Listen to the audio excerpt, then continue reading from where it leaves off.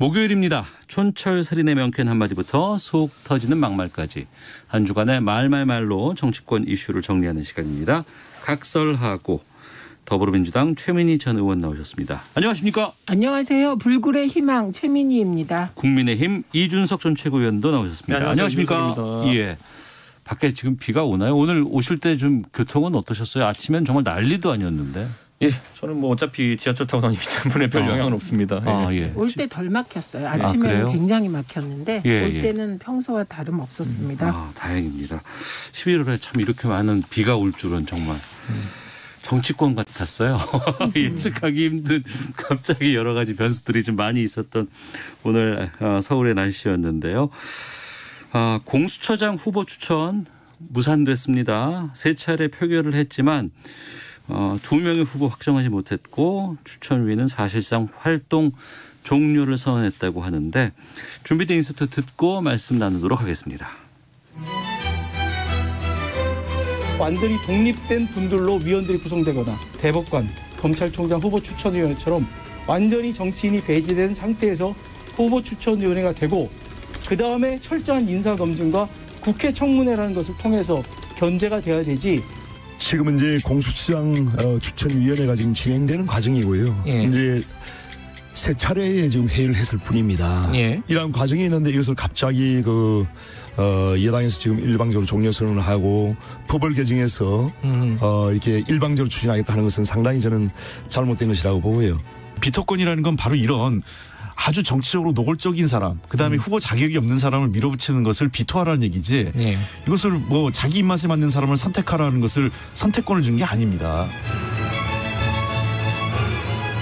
네, 먼저 대한변협 이찬희 회장 그리고 국민의힘 윤영석 의원 또 민주당 홍익표 의원 KBS 김경래 최강시사에서 말씀하신 내용들 좀 들어봤습니다.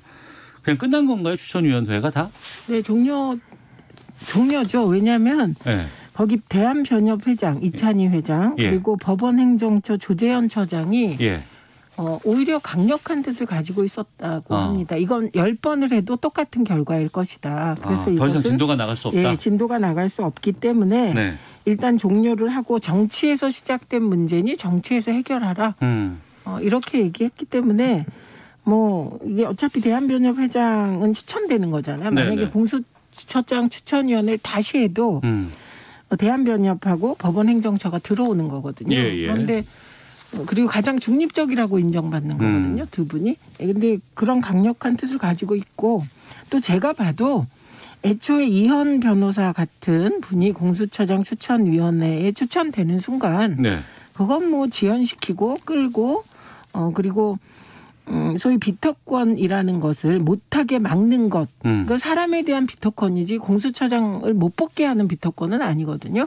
그렇게 활용할 것으로 예측했기 때문에 예견된 결과다. 이렇게 봅니다. 말씀하신 이현 변호사는 국민의힘에서 후보 추천위원으로 선정하신 분인데요. 지금 국민의힘은 그러면 이 지금 공수처장 추천 어떻게 해야 된다고 보세요?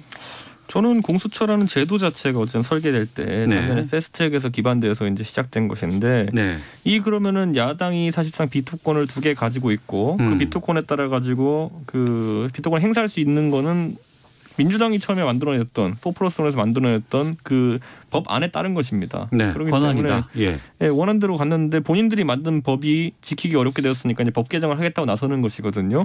이건 또 민주당이 한번 대국민 사과해야 될 사안이 아닌가. 왜냐하면 공수처가 생길 때부터 선거법이 생길 때부터 지난번 선거법도 분명히 문제가 생길 거란 예고가 있었음에도 불구하고 강행했다 본인들도 위성정당 만들고 결국 무력화시켰거든요. 저는 이번에 공수처도 마찬가지다. 공수처에서 이 비토권을 둔 것은 최소한의 중립성을 두기 위한 규정이었는데 저는 그 부분에 있어가지고 실효성이 없다고 판단하는 것 자체가 모순이고 그러면 국민들한테 어떻게 그럼 중립성을 확보할 수 있지 다시 설명을 해야 되거든요.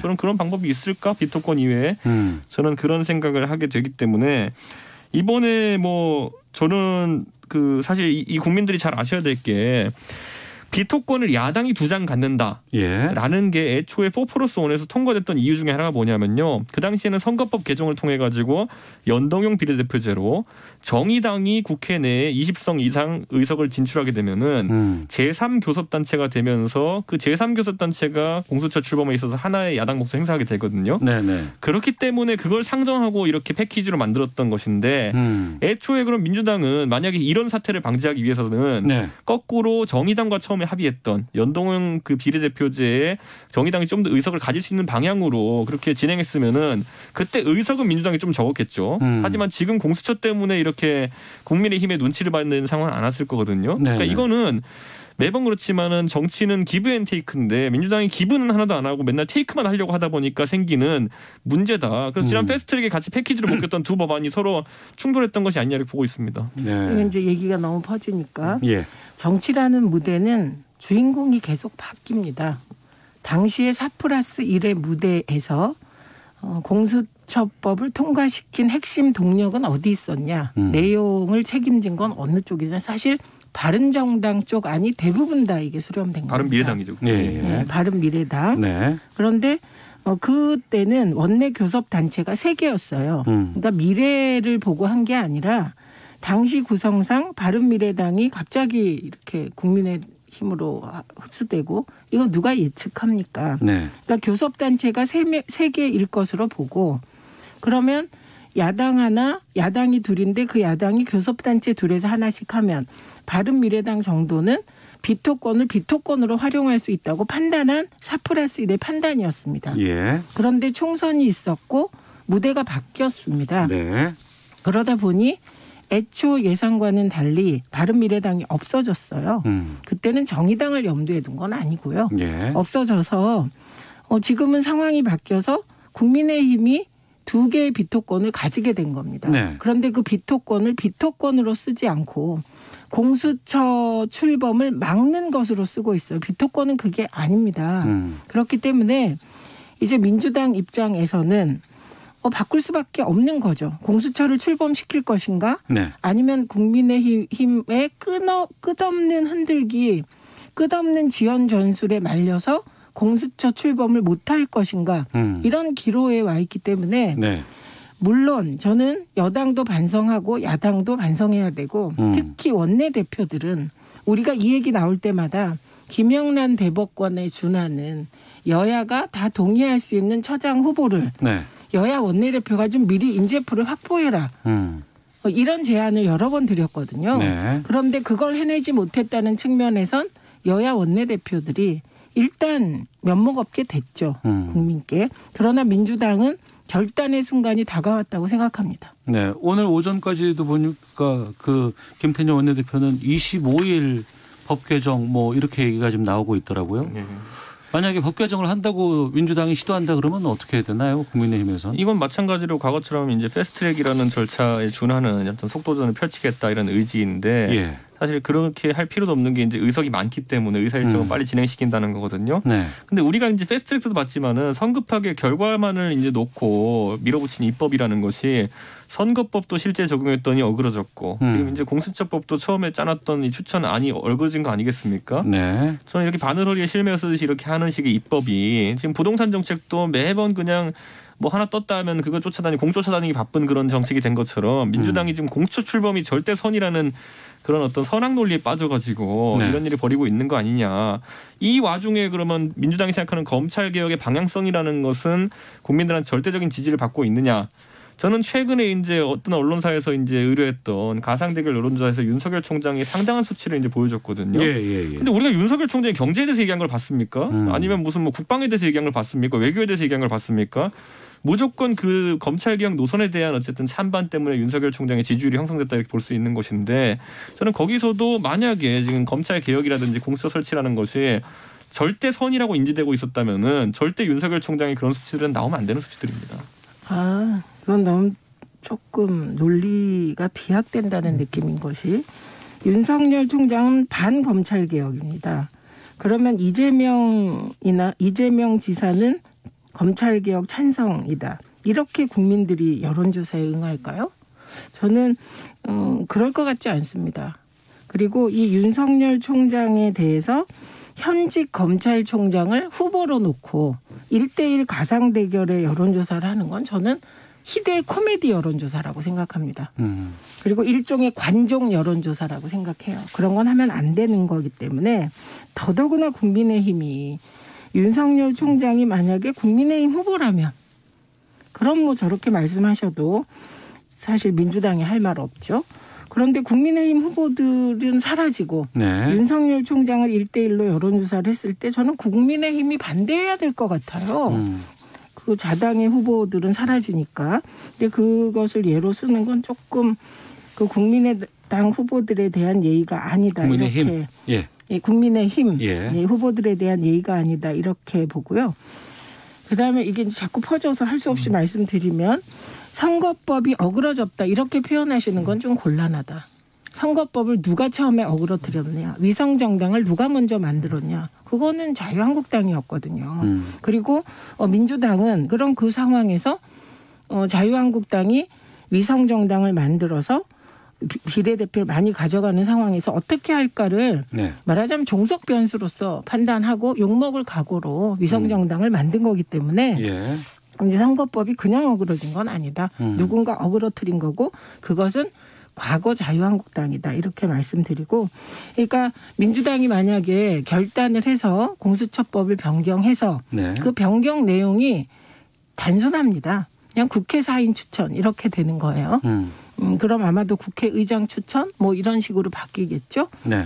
그렇게 바꿀 때 그건 정치적인 판단이고 그에 따라서 긍정평가가 많을지 부정평가가 많을지 그 결과는 정치적으로 민주당이 온전하게 책임지고 안고 가야 하는 것이죠. 그럼 두 분께 이 질문을 똑같이 드리도록 하겠습니다. 지금 25일 법사위에서 공수처법 개정하겠다는 이제 김태년 원내대표의 이제 속보들이 계속 오전에 나오고 있었거든요. 일주일 정도 시간 남았고 그러면 그때까지 어떤 정치적으로 이 부분을 법 개정 전에서 풀 수 있는 가능성은 어떻게 보시는지 좀 여쭙겠습니다. 저는 결국에는 그러면 국민의힘에서 추천하는 후보군들을 봤을 때 이분들이 과연 받아들이기 어려운 수준의 어떤 이력이나 아니면은 편향성을 가진 분들이냐. 저희가 추천한 후보들 중에 보면은 김경수 변호사도 있어요. 이분은 공교롭게도 김경수 경남지사와 동명이인신 분인데 찾아보시면 나옵니다. 김경수 지사의 변호인으로 활동했던 분이 김경수 변호사입니다. 그렇기 때문에 이분은 오히려 정치적 편향성 논란에 있어서 저희가 봤을 때는 김경수 지사랑 가까운 관계가 아닌가 이런 생각을 할 수 있는 부분이 있는 분인데 그렇다면 이분의 이력에 만약에 흠결이 없다면은 이 정도면 굉장히 중립적인 후보라 받아들일 수 있는 부분이 있는데 이 추천된 후보들 중에서 꼭 민주당이 본인들이 원하는 후보를 관찰해야 될 이유가 있는 것인지 저는 비토권이라고도 말하지만 사실상 추천위원을 저희 넣기 때문에 야당의 추천권을 존중할 수 있는 방향으로 갔으면 아무 문제 없이 벌써 합의돼가 땅땅땅해서 출범했을 겁니다. 그런데 왜 그런 안은 고려하지 않고 우리가 무조건 추천해야 된다라고 민주당이 밀어붙이는지 이건 알 수가 없습니다. 우선 저는 지금이라도 박은정 전 위원장 정도는 야당에서도 뭐 워낙 이 정부에 대해서 몇 번 반기를 들어서 그나마 중립적이라고 판단하지 않습니까? 그런 분에 합의해서 간다면 뭐 마지막 협상력을 발휘할 수 있으면 좋을 것 같습니다. 그런데 김경수 변호사란 분이 김경수 지사의 변호인을 했기 때문에 하면 또 난리가 날 겁니다.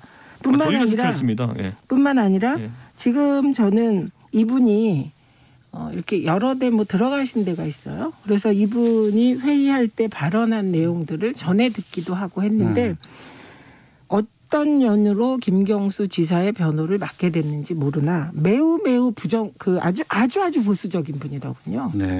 생각이 완전히 저는 매우 보수적인 분이군요. 분이더군요. 근데 그런 분을 뭐 여당이 추천받는 게 말이 됩니까? 저는 뭐 김경수 변호사란 분은 적절하지 않은 인물이라고 생각합니다. 알겠습니다. 이 부분은 저희가 다음 주 이 시간에는 아마 무언가 가타부터 결정이 될 수밖에 없는 상황이기 때문에 또 그때 또 말씀을 좀 계속해서 이어가도록 하겠습니다. 내년 4월 보궐선거 그 다음에는 대선이 있습니다. 지금 여러 가지 정치권에서의 여의도에서의 움직임들이 좀 드러나고 있습니다. 하나씩.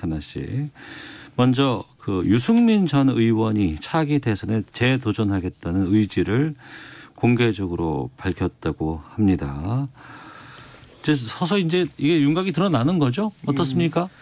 사실 유승민 의원 같은 경우에는 지난 대선에도 출마해가지고 완주를 한 경험이 있기 때문에 네. 지금 이제 일각에서 나오는 서울시장 출마 소리라든지 이런 건 염두에 두지 않고 대선에 직행하겠다는 의지를 보이고 있고 무엇보다도 국민의힘 소속 후보들이 이제 사실 누가 있느냐라는 말이 나오는 상황 속에서 네. 저희 당 김종인 비대위원장께서는 원래 여러 가지 조건을 걸었거든요. 좀 젊고 네. 경제를 잘 아는 그런 사람이었으면 좋겠다 이렇게 얘기했는데 뭐 두 가지 조건을 다 만족시킨 사람을 찾기 어렵다면은 그 안에서 사실 가장 근접한 사람들 찾아내다는 과성을 지금 이제 김종인 비대위원장이 하고 있다 이렇게 보고 네. 오셔서 이제 축사도 하셨거든요. 예. 그러니까 유승민 의원이 가는 길에 좋은 결과가 있었으면 좋겠다. 뭐 의례적이라고 들릴 수도 있겠지만은. 예. 워낙 김종인 비대위원장이 지금까지 다른 후보군들에 대해서 박한 평가를 했던 적이 많기 때문에 상당히 이례적이다라고 평가할 수 있는 부분이 있고 당내에서 이제 외부에서 보기에는 유승민 의원이 그 당내에 소위 말하는 강성 보수 세력에게는 지지를 못 받는 것이 아니냐 이런 이야기를 듣기도 하는데 거꾸로 저희가 되돌려보면 2015년에 유승민 의원이 원내대표로 압도적인 표로 당선이 됐습니다. 네. 그 말은 뭐냐면은 오히려 유승민 의원을 가까이에서 보고 의정활동을 같이 했던 의원들 사이에서는 유승민 의원이 상당히 예도작감으로 인정받고 있다 이런 의미이고 네. 그래서 이번에 개소식할 때도 저희 당 현역 의원 100분 정도 되는데 그중에 절반 이상이 참여하셔가지고 네, 이게 사실 굉장히 큰 행사가 되었다. 네. 따로 초대한 것도 아니거든요. 그래서 저는 이거는 아마 앞으로 좀 대선 구도에 있어가지고 저는 윤석열 총장도 대선에 나올 수 있다 보고요. 네. 뭐 안철수 대표도 훌륭하신 분이니까 대선 나올 수 있다 보고요. 또 홍준표 대표 같은 분도 무소속이시지만은 보수 진영에 대권 도전할 수 있다 보는데 반대로 국민의힘 안에서는 또 이제 누가 준비하고 있느냐라는 얘기 있을 때 유승민 의원이 먼저 첫 테이프를 끊어대려 볼 수 있습니다. 네. 우선 2015년인가요? 네. 원내대표에 압도적으로 당선된 건 그때 국민의힘은 친박당이었고요. 유승민 전 의원이 친박 핵심이라서 그렇게 된 겁니다. 네. 그래서 뭐 그 개인에 대한 평가라기보다는 박근혜 전 대통령과의 친소관계에 따라 결정된 것으로 그 당시의 상황을 볼 때는 그렇습니다. 그래서 의정활동을 한 결과라고는 생각하기 어렵죠. 네. 원내대표 경선은. 근데 저는 이분이 당시에 교섭단체 대표 연설을 하면서 중부담 중복지 그리고 경제민주화 따뜻한 보수 정의로운 보수를 얘기했습니다. 그 기치는 굉장히 소구력이 있었어요. 네. 그 수준에서 아젠다를 이끌어 간다면 저는 그게 지금 보수가 갈 길을 잃은 것으로 보이는데 유승민 전 의원이 얘기했던 따뜻한 보수, 정의로운 보수, 경제민주화, 중부담, 중복지 이것은 하나의 기치가 되지 않을까 생각해서 관심 있게 지켜보고 있습니다. 근데 이분은 뭐 서울시장에 차출되거나 이런 일은 없으리라고 생각합니다. 네. 왜냐하면 일단 정치적 기반이 대구시고요. 예, 서울시장 나와봤자 저는 뭐 그렇게 큰 소구력이 있을 것 같진 않고요. 그래서 유승민 의원의 행보는 지켜볼 만하죠. 네. 서울시장은 안 나오는 게 맞나요? 이게 참 묘한 게요. 저희도 당내에서 연구소가 있고 그러다 보니까 연구원에서 여러 가지 이제 우리 당내 후보군을 놓고 다양한 이제 가상 대결이라든지 조사를 하고 있습니다. 그런데 기본적으로 최근에 이제 2-3명의 인사 정도가 굉장히 서울에서 경쟁력이 있다라는 이제 취지의 결과가 이제 나온 보고서가 있어요. 그런데 이게 참 모순되는 역설적으로 어떤 의미가 있냐면요. 서울시장으로 적합한 후보가 있다고 치면은 네. 그 사람은 곧바로 또 대선에 적합한 후보가 됩니다. 그럴 수 있죠. 왜냐하면 영남에 지지 기반 있는 우리 국민의힘에서 수도권의 표를 가져올 수 있는 소구력이 있는 사람이라고 한다면은 그 자체로서 서울시장에 나가도 되는 사람이면은 대선 나가도 굉장히 유리한 사람이거든요. 그렇기 때문에 사실 우리 당에 있는 대선 주자들 중에서 뭐 오세훈 시장도 있고 또 원희룡 지사도 있고 이런 분들이 뭐 원희룡 지사는 현직 지사니까 당연히 그렇게 차출론이 나오지 않겠지만은. 네. 오세훈 시장이나 아니면은 유승민 의원 그리고 또 중도에서 일정한 표심을 가지고 있는 안철수 대표 같은 경우에도 우리 당은 아니지만은 끝없이 차출론에 앞으로 한동안 하마평에 오를 것으로 예상이 되긴 합니다. 알겠습니다. 그 대선 출마 공식화하면서 정부의 부동산 정책을 상당히 비판을 했다고 합니다. 이 내용은 저희가 헤드라인 뉴스 듣고 기상청 교통센터 확인하고 와서 요에 대해서 좀 두 분의 의견 듣고 또 다음 주제로 넘어가도록 하겠습니다. 네, 각서라고 돌아왔습니다. 3784님, 최민희님을 응원하는 사람입니다. 화이팅 하고요. 건강 꼭 챙기세요. 0356님, 김종인 비대위원장이 말한 젊고 경제 잘하는 사람이면 이준석 위원이네요. 응원합니다. 라는 응원 문자들. 항상 이런 분들 계세요. 예. 아시는 분들은 아니신 것 같고. 네. 예. 지지자고 응원하시는 분들이 항상 두 분이 계신다는 것 알려드리고 다시 돌아오도록 했습니다. 각설하고 앞서 유승민 전 의원 대선 출마 이 자리에서 현 정부의 부동산 정책에 대한 강한 비판을 던졌습니다. 오늘 또 전세 대책이 나왔어요. 여러 가지 이제 공급 대책 위주로 지금 나왔는데 뭐 호텔을 개조해서 또 보급하겠다라는 얘기들도 나오는데 어떻게 보시는지 한 말씀씩 듣고 또 계속해서 말씀 이어가겠습니다. 저는 이제 정부가 다양한 주거 형태에 대해서 고민을 하고 있다 이런 생각이 들고 있고 예를 들어 근데 임대주택을 처음에 공공임대를 늘리겠다 했을 때 지금까지 임대주택에 대해서 안 좋은 시선이 좀 있었던 건 사실이기 때문에 국민들이 반응하기를 전부 다 임대 살라는 거냐 이렇게 나왔던 것 거기에 정부가 상당히 부담을 느꼈던 것 같은데 이번에 이제 또 호텔 같은 이제 숙박시설 중에서 유휴시설을 이제 개조해가지고 전월세로 이제 공급하겠다라고 하는 방법도 사실 호텔이나 이런 모텔에 원래 이렇게 한 달치 세를 주고 사는 시스템이 있습니다. 민간에서도. 네네네. 보통 달방이라고 하죠. 이제 보면은. 달세, 달방 이렇게 얘기하는데 그러니까 이게 지금 온라인에서 조소적으로 이제 뭐라 불리냐면 공공달방 하겠다는 거냐 이렇게 나오고 있거든요. 저는 그러니까 이게 사실 주거용으로 지어진 건물과 숙박업소로 지어진 건물은 좀 용도도 다르고 이제 전용하기 어려운 측면이 있는데 정부가 아무리 공급에 어려움을 겪고 있다 하더라도 저는 이게 공급 대책의 일부분이기 때문에 저는 이것만으로는 다 비판할 수는 없다 이렇게 보지만은 이게 아무래도 워낙 새로운 아이디어다 보니 이게 부각되어가지고 정부가 이제 이 부동산 내놓을 때마다 희화화되지 않았으면 하는 생각이다. 네. 솔직히 서울 시내에 지금 임대주택 거의 3만 가구 가까이 공급한다고 하는데 이런 거 다 포함해봤자 저는 이건 몇 천채 안 나올 거라 보거든요. 이 소위 말하는 숙박업소 전환하는 그 형태는. 그렇다면 신규 공급을 어디다 짓고 이런 게 더 중요한 것인데 그 부분에 대해 정부가 좀 화끈하게 내놓지 못하는 거. 이게 국민들이 좀 이렇게 조소적으로 나올 수밖에 없는 상황이 아닌가 그렇게 생각합니다. 네, 최민희 의원님. 우선 이번에 11만 4천 호 공급하겠다는 거고 이거는 장기 대책이 아니라 단기간에 내놔서 내년 3월에는 계약할 수 있게 하겠다 이런 겁니다. 그러니까 다 긁어 모았다는 얘기죠. 그럼 다 긁어 모았다는 얘기는 그만큼 대책이 궁하다는 얘기예요. 왜냐하면 공공임대주택에 대한 요구는 입지가 좋아야 되고 특히 교통이 좋아야 되는데 그런 곳에 지을 만한 땅이 별로 없는 거예요. 그러니까 이건 정부가 안고 있는 근본적인 고민인데 그럼에도 불구하고 질 좋은 공공임대주택을 짓고 그리고 중산층을 겨냥한 임대주택을 짓겠다는 대책은 이미 나와 있습니다. 근데 해봐야 지금 짓기 시작해야 5년 후거든요. 그러니까 지금 정부가 계획을 세워놓으면 다음 정부가 이제 효과를 보는 건데 그래서 여러 가지를 짜내다가 이제 호텔도 그렇게 하겠다. 일부 몇몇 호텔이 개조해서 그렇게 했다는 거 아닙니까?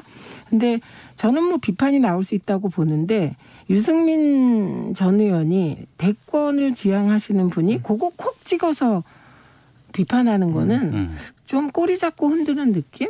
그러니까 그거는 그냥 이제 대변인이 가볍게 비판할 수는 있지만 그게 핵심도 아닌데 비판하는 건 좀 안 맞다. 대신 대책을 좀 내놓으시면 어떨까 이런 생각이 들었습니다. 알겠습니다. 자, 내년 보궐선거 5개월 150일도 남지 않았습니다. 어떻게 보세요? 지금 양쪽에서 다들 판세 같은 것들 좀 생각해보고 계실 것 같은데. 야구에서 보면은 크게 뒤지는 팀들이 보통 이제 대타를 내 가지고 큰 거 한 방으로 역전하려고 합니다. 스윙이 커지죠. 저는 이번에 그 부산 선거에 있어가지고 영향을 끼칠 수 있는 김해 신공항 이제 재검토 계획이라고 하는 것, 사실상 가덕 공항을 아니냐 이런 얘기가 나오는데 이것도 사실 민주당 입장에서는 지금 큰 계략이 하나 필요했던 것이 아닌가, 큰 수가 하나 필요했던 거 아니냐 이런 생각이 들어가지고 이게 선거용 전략이라는 말을 피해갈 수 있을까? 왜냐하면 지금 문재인 정부가 집권한 지가 지금 4년이 지났거든요. 지난 4년 동안 이 정도 검토라고 한다면은 저는 훨씬 일찍 할 수 있었고 김해공항 확장안이라는 것도 사실 박근혜 정부 말기에 이런 어떤 혼란을 우려해가지고 다국적 외국 기관에 맡겨가지고 내용 검토인데 사실 저는 이번에 이걸 뒤집는 그러니까 3등짜리였거든요. 원래 가덕도가 3등 하던 학생이 갑자기 1등으로 바뀌는 이런 상황이 나오려면은 조금 더 진지하게 진행했어야 되는 거 아니냐. 근데 선거 앞두고 이렇게 발표되니까 너무 정치적이라는 그 비아냥을 들을 수밖에 없는 그런 판단이었던 것 같습니다. 그런 비난이 나올 수 있죠. 상황이. 그리고 무엇보다 이런 큰 국책 사업이 가덕도의 경우는 이건 뭐 좀 차이가 나겠지만 거의 17조 정도가 든다는 겁니다. 굉장히 큰 사업이에요. 그리고 김해공항에 활주를 하나 더 놓는 거는 뭐 5조 내지 6조라고 하니 그 또한 큰 사업인데 이런 사업이 정부마다 이렇게 바뀌는 것 자체는 그거는 뭐 이 정부 저 정부 할 것 없이 다 바람직하지 않다고 생각합니다. 네. 그런데 검증위원회가 출범한 거는 오래전이죠. 그리고 그 검증이 결과를 이번에 내놓은 데 대해서 야당은 저렇게 얘기할 수 있고 그러면 여당 입장에서는 어떻게 할 거냐. 그러면 그 가덕도 신공항, 동남권 신공항은 문재인 대통령 공약이에요, 사실상. 네. 동남권 신공항이라고 말을 하셨지만 내용을 보면 가덕도를 하고 싶어 하는 거였거든요. 그렇기 때문에 그 여당 입장에서는 물이 들어온 거죠. 예. 그래서 이때는 이제 노 적겠다 이렇게 나올 테고. 그래서 아마 강력하게 추진을 하려고 할 것입니다. 누가? 특히 부산 지역에 여당 의원들이 똘똘 뭉쳐서 그렇게 할 것 같아요. 그런데 예. 중요한 건 국민의힘이 가덕도 신공항을 하자 이렇게 갔을 때 이 부분에 대한 입장을 빨리 정하셔서 국회에서 찬반 토론이 들어가야 되는 거예요. 특별법을 일방적으로 할 수는 없어요. 어차피 표결해야 되고 논의해야 되고 표결해야 되거든요. 예. 그래서 빨리 입장을 정하시는 게 더 중요하지 않을까 합니다. 저는 그런데 이제 사실 김해공항이 부적절하다고 하는 것은 그 자체로 또 한번 따져봐야 될 부분이 있는 거고요. 예. 그다음에 그럼 새로운 입지를 정할 때 그럼 3등 했던 가덕도가 적절하냐는 또 다른 논의의 장이거든요. 네. 근데 아까 이제 최민희님도 가덕도에 상당한 비용이 들어간다는 점을 지적하셨지만은 비용은 저는 오히려 문제가 아니라 봅니다. 그만큼 가치가 있다면 지출할 수 있어요. 근데 지금 이 안에서 봐야 될 것은 제가 이제 민주당 쪽 패널 분들 뭐 곤란하게 하려는 게 아니라 여쭤봐요. 가끔가다 이렇게 이런 얘기 나오면은 가덕도에 공항을 짓자는데 김해를 존치하고 가덕도에 국제선 공항을 따로 만들자는 것이냐 아니면 국제선 국내선 기능을 전부 다 이전하자는 것이냐 이거 물어보거든요. 이게 굉장히 큰 차이가 납니다. 공항 운영에 있어가지고 예. 동남권 신공항이라는 것이 동남권 관문공항 허브공항으로서 역할을 하려고 그러면은 국내선 국제선 환승이 굉장히 용이해야 되거든요. 그럼 같은 공항 내에 있어야 되는 것인데 그게 안 되면 예를 들어 이런 겁니다. 부산에서 아무리 가덕도에서 국제공항 만들어가지고 뭐 미국 가는 비행기를 띄운다고 해봐요. 그래도 예를 들어 제주도 사는 사람이 그러면 그 공항을 이용하려 그러면은 김해까지 국내선 타고 가가지고 거기서 이제 또 버스 타고 가덕도까지 가가지고 환승해서 가야 되는데 그럴 바에 인천 가죠. 노선도 많은데. 그러니까 저는 지금 이제 김포와 인천공항이 이원화돼 있어가지고 겪는 그런 어떤 지방분들의 환승 저항이라는 걸 없애려면은 같이 지어야 됩니다. 근데 그렇게 되면 또 무슨 문제 생기냐면요. 가덕도에 국내 국제 다 들어가 있잖아요. 지금은 서울 부산 이동할 때 뭐 부산에 비행기 타고 가신 분들도 있어요. 그게 경쟁력이 있다고 보시면. 근데 그럼 부산은 지역항공사 에어부산도 있는데 이런 것들이 경쟁력을 상실하게 되는 것이고 정작 부산에 있는 분들이 제주도를 많이 가겠습니까? 아니면 미국을 많이 가겠습니까?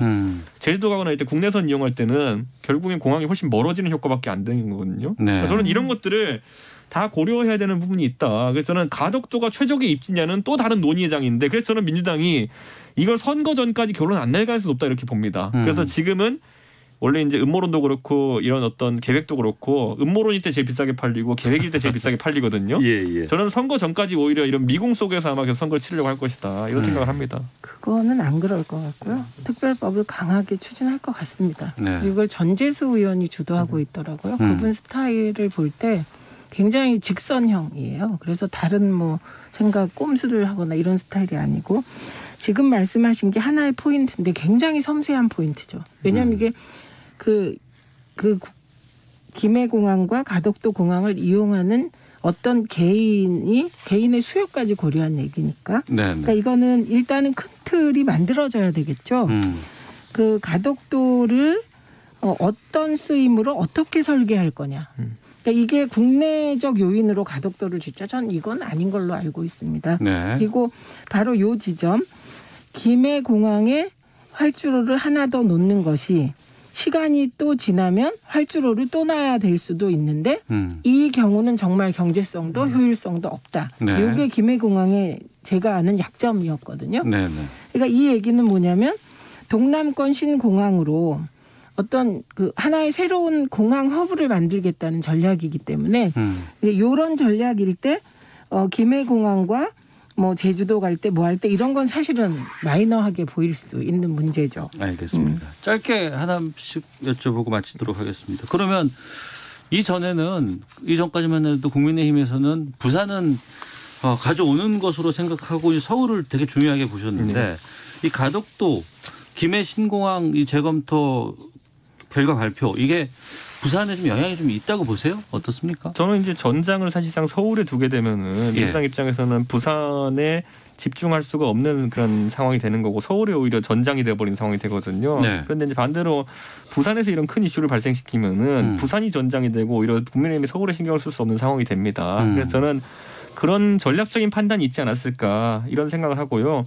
다만 이제 국민의힘도 좀 조심스럽게 움직일 필요가 있는 것이 하태경 의원 같은 경우에는 뭐 부산시당 위원장이니까 어쨌든 부산 시민들이 원하는 방향으로 하겠다는 취지로 이야기했지만은 저는 이 문제는 대한민국 전체에 있어서 제2관문공항을 만든 문제이기 때문에 전체 민심의 향배를 잘 파악해야 된다 이렇게 보고 있습니다. 왜냐하면 그 PK 지역에 있어가지고 뭐 울산시장, 부산시장, 경남지사, 부산시 경제부시장 다 문제가 된 상황 속에서 당연히 심판하는 여론이 높은 선거이기 때문에 성급하게 움직일 필요가 없다 봅니다. 네, 최민희 의원님. 그러니까 일단 부산 민주당 입장에서 어렵죠. 서울 쉽지 않죠. 저는 이 정도로 봅니다. 지금. 네. 그런데 중요한 거는 자꾸 국민의힘은 과거의 젠더 문제로 돌아가고 싶겠죠.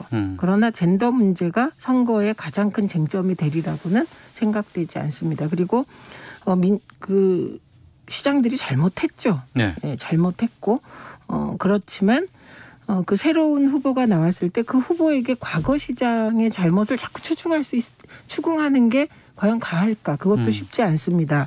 그래서 부산 가덕도 공약은 사실 선거 때 공약 내고 선거 치르는 건 너무 당연하고요. 그래서 그 가덕도 공항이 부산에서는 민주당이 어렵죠. 그런데 조금 덜 어렵게 만들지는 모르겠습니다. 그리고 서울 지역은 전혀 다른 그 장이라 그건 또 다른 장이 펼쳐질 것 같습니다. 알겠습니다. 각설하고 여기서 마치도록 하겠습니다. 두 분 오늘 말씀 고맙습니다. 네, 감사합니다. 고맙습니다.